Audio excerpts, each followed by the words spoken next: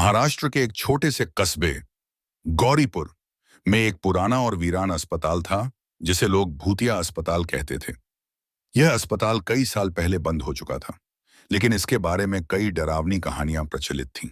कहा जाता था कि यहाँ डॉक्टर और मरीजों की आत्माएं भटकती रहती हैं और रात के समय वहां अजीब आवाजें सुनाई देती हैं। कस्बे में एक युवा इंजीनियर था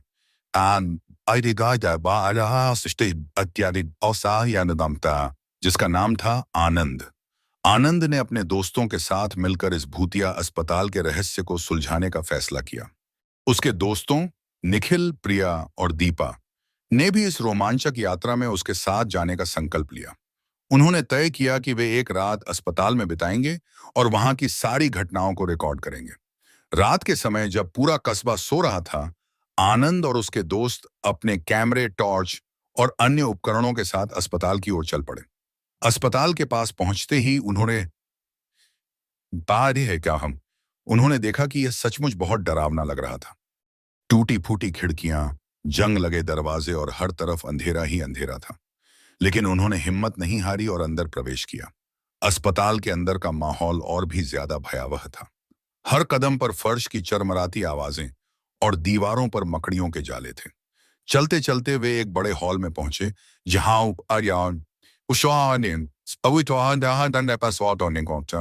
ऑपरेशन थिएटर था। अचानक ऑपरेशन थिएटर की लाइट अपने आप जलने लगी।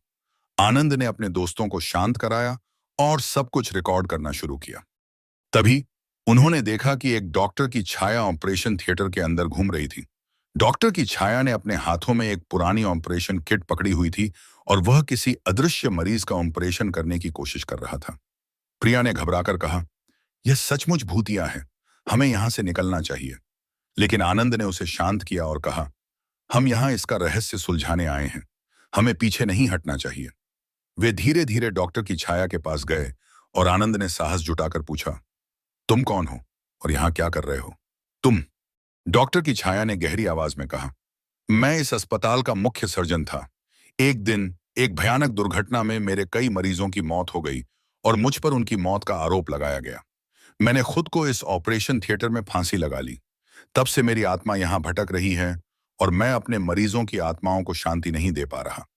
आनंद ने सहानुभूति से पूछा, हम आपकी आत्मा को कैसे शांति दे सकते हैं? आज तो कुछ आपके दस्तखत थे। डॉक्टर की छाया ने कहा, इस अस्पताल के तहखाने में एक पुराना रजिस्टर है जिसमें उन सभी मरीजों के नाम हैं जिनकी आत्माएं यहां भटक रही हैं। अगर तुम उस रजिस्टर को जलाकर उनकी आत्माओं को मुक्त कर दो तो शायद मेरी आत्मा को भी शांति मिल सके। आनंद और उसके दोस्तों ने तहखाने की खोज शुरू की। तहखाने में एक भारी दरवाजा था जिसे खोलते ही उन्होंने देखा कि वहां एक पुराना रजिस्टर रखा हुआ था। रजिस्टर को उठाते ही उन्हें महसूस हुआ कि वहां कई आत्माएं उनके चारों ओर घूम रही थीं। ने रजिस्टर को बाहर लाकर जलाया और देखा कि आत्माएं धीरे धीरे गायब हो रही थीं। डॉक्टर की छाया ने भी धन्यवाद देते हुए कहा, तुम्हारे इस कृत्य से मेरी आत्मा को शांति मिली है। अब मैं और मेरे मरीज शांति से जा सकेंगे। और वह भी धीरे धीरे गायब हो गया। गांव लौटने पर आनंद और उसके दोस्तों ने गांव वालों को सारी घटना बताई और भूतिया अस्पताल का रहस्य सुलझा दिया। गांव वाले उनकी बहादुरी की तारीफ करने लगे और अस्पताल को अब सुरक्षित मानने लगे।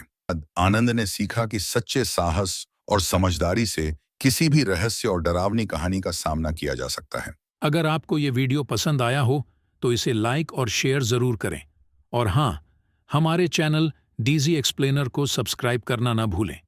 बेल आइकन दबाएं ताकि आपको हमारी नई वीडियोस की नोटिफिकेशन सबसे पहले मिल सके। धन्यवाद।